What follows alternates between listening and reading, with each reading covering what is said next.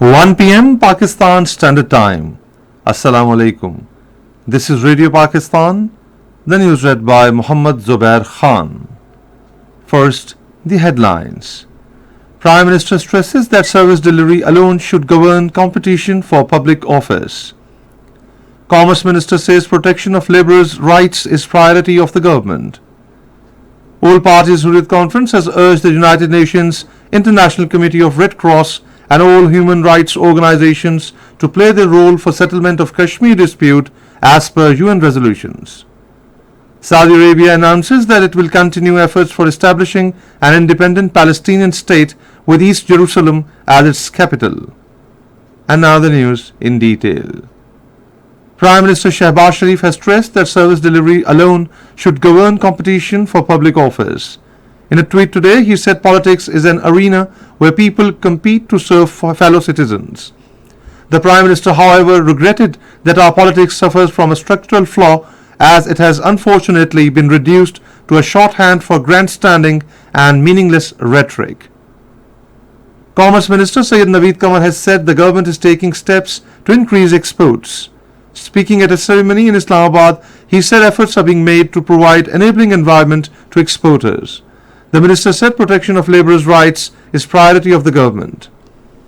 The Karakoram highway between Gilgit to Rawalpindi remained suspended for all types of traffic on second consecutive day today. The road was blocked due to high flood in Uchar Nala in Dasru, Kohistan. The workers of Frontier Works Organization have cleared the KKH at Lotar Nala by removing landsliding debris from roadside.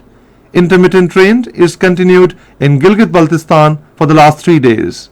The national airline has cancelled its scheduled 2 flights to Gilgit from Islamabad due to inclement weather condition today. In Indian illegally occupied Jammu and Kashmir, the All Parties Hurriyat Conference has appealed to the United Nations and international human rights organizations to put pressure on India to release all Kashmiri political detainees. In a statement in Srinagar, APHC spokesman urged the United Nations, International Committee of Red Cross and all human rights organizations to play their role for settlement of Kashmir dispute in accordance with the United Nations resolutions.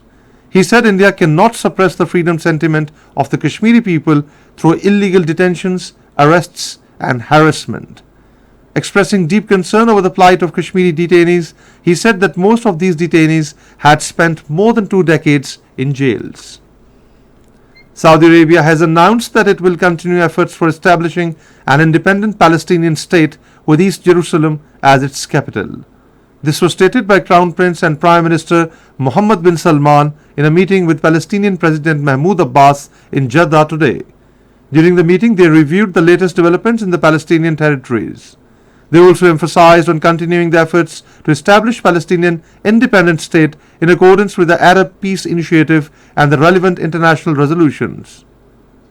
Saudi Arabia and Syria have agreed to find a political solution to Syrian crisis to preserve country's unity, security, stability and its Arab identity.